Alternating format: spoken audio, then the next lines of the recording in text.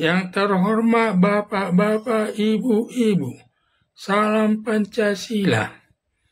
Pada hari Jumat tanggal 15 November tahun 2024, saya akan mengomentari Zulkifli Hasan datangi Joko Widodo takut dijadikan tersangka terkait impor gula putih.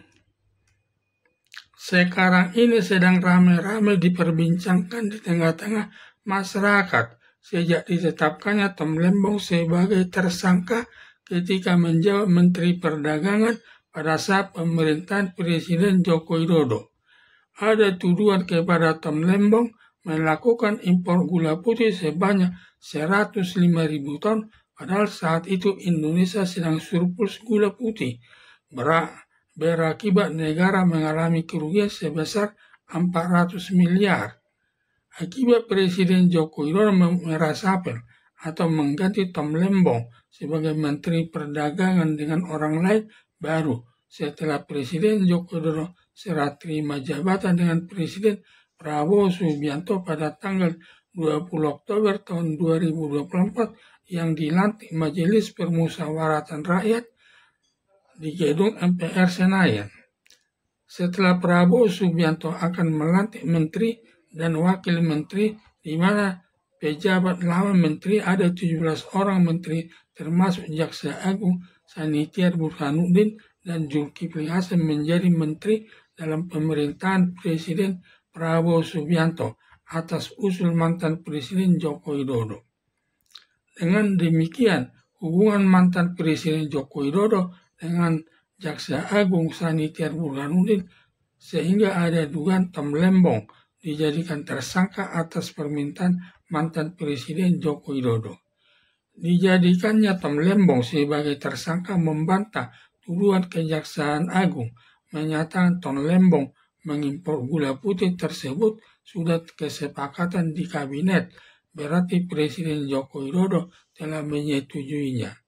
Di samping itu bukan hanya Tom Lembong sebagai Menteri Perdagangan melakukan impor gula putih, termasuk gula putih tersebut dan Menteri Perdagangan sebelumnya dan sesudahnya termasuk Zulkifli Hasan melakukan impor gula putih besar dugaan melakukan perbuatan korupsi terkait mengimpor gula putih, tetapi tidak dijadikan tersangka, bebas di masyarakat melakukan berbagai kegiatan. Untuk itu Kejaksaan Agung jangan diskriminatif menjadikan Tom Lembong sebagai tersangka bertentangan dengan aturan hukum yang berlaku, karena setiap orang yang melakukan perbuatan korupsi sebab setiap orang sama kedudukannya di hadapan hukum. Dengan demikian, mantan Menteri Perdagangan dalam pemerintahan Presiden Joko Widodo dijadikan tersangka. Berdasarkan hal tersebut, Kejaksaan Agung akan menetapkan Zulkifli Hasan sebagai tersangka. Wajar juga akan menetapkan Zulkifli Hasan sebagai tersangka karena diduga pernah diperiksa Kejaksaan Agung terkait impor gula putih tersebut. Hanya saja Kejaksaan Agung tidak meneruskan pemeriksaan perkaranya atau Kejaksaan Agung menghentikan pemeriksaannya. Ada dugaan atas bantuan Presiden Joko Widodo saat itu. Ada dugaan Zulkifli Hasan akan ditetapkan sebagai tersangka, lalu Zulkifli Hasan mendatangi mantan Presiden Joko Widodo agar dirinya tidak dijadikan Kejaksaan Agung sebagai tersangka. Permintaan Zulkifli Hasan ditolak mantan Presiden Joko Widodo, menyatakan biarkan Zulkifli Hasan diperiksa Kejaksaan Agung sesuai prinsip hukum, semua orang sama kedudukannya di hadapan hukum. Diduga alasan mantan Presiden Joko Widodo menolak permintaan Zulkifli Hasan ada 3 hal. Pertama, alasan kalau benar Zulkifli Hasan melakukan korupsi atas impor gula putih selama menjawab Menteri Perdagangan, biarkan Kejaksaan Agung mencari alat buktinya. Bila Kejaksaan Agung menemukan minimal 2 alat buktinya, biar ditetapkan sebagai tersangka. Alasan kedua, semua orang yang melakukan perbuatan korupsi sama kedudukannya di hadapan hukum, sejalan dengan prinsip negara hukum yang dianut negara Indonesia, bahwa hukum itu sebagai panglima yang tertinggi dari semua lembaga negara, termasuk lebih tinggi dari presiden atau lembaga kepresidenan yang diwujudkan lewat putusan hakim di pengadilan. Alasan ketiga, sekarang Zulkifli Hasan sebagai Menteri Perdagangan, sebagai anggota kabinet Presiden Prabowo Subianto, sebagai pihak yang berwenang menentukan nasib Zulkifli Hasan, dan mantan Presiden Joko Widodo tidak berwenang mencampuri penyelesaian perbuatan korupsi yang dilakukan Zulkifli Hasan. Semua diserahkan kepada Presiden Prabowo Subianto. Mau diberhentikan kasus Zulkifli Hasan atas perkara korupsi atau membiarkan Kejaksaan Agung menetapkan Zulkifli Hasan sebagai tersangka. Karena mantan Presiden Joko Widodo tidak enak mencampuri urusan Zulkifli Hasan, karena sekarang masuk bawahan mantan Presiden Prabowo Subianto harus tahu diri. Jangan sampai mantan Presiden Joko Widodo tidak tahu diri, yang bukan kewenangannya lagi masih suka mencampuri kewenangan Presiden Prabowo Subianto. Berdasarkan beberapa alasan di atas, kemungkinan besar Zulkifli Hasan ditetapkan sebagai tersangka oleh Kejaksaan Agung. Jangan sampai dituding masyarakat Kejaksaan Agung diskriminatif dalam menangani perkara korupsi di tengah-tengah masyarakat. Kalau ada backingannya mantan Presiden Joko Widodo, Zulkifli Hasan tidak dijadikan sebagai tersangka. Tetapi kalau Tom Lembong yang tidak ada backingannya langsung dijadikan tersangka.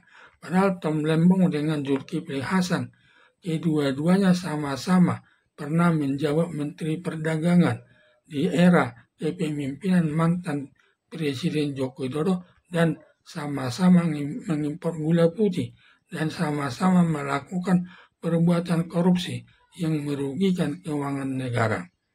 Ada dugaan besar Menteri Perdagangan Zulkifli Hasan di era mantan Presiden Joko Widodo dijadikan tersangka oleh Kejaksaan Agung. Dengan demikian adil bila Zulkifli Hasan dijadikan tersangka oleh Kejaksaan Agung dan Tom Lembong sudah ditetapkan tersangka duluan oleh Kejaksaan Agung.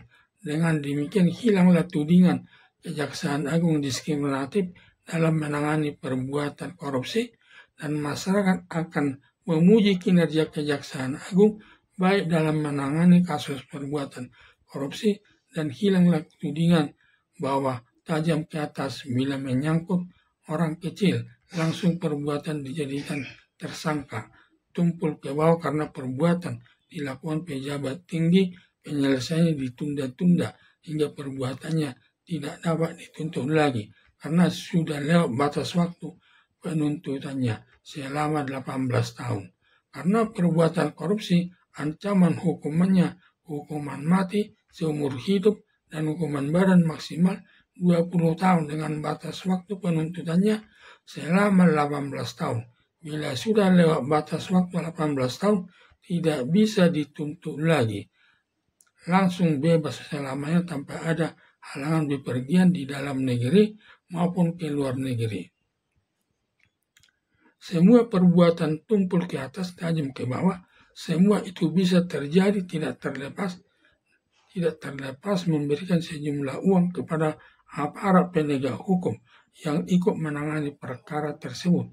Hal inilah yang membuat hukum di Indonesia tidak baik atau rusak, seakan yang menikmati hukum pihak yang berduit, sedangkan kelompok masyarakat kecil yang menikmati menjalani hukuman dalam lembaga pemasyarakatan untuk menjalani hukuman sesuai putusan hakim.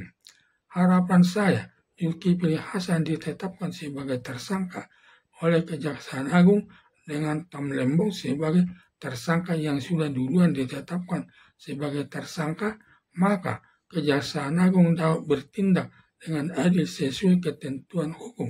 Setiap orang sama kedudukannya di hadapan hukum, berakibat bersih nama baik Kejaksaan Agung dari tudingan masyarakat bertindak diskriminatif dalam menangani perkara korupsi, serta menghilangkan tudingan masyarakat kepada aparat penegak hukum yaitu tumpul ke atas dan tajam ke bawah.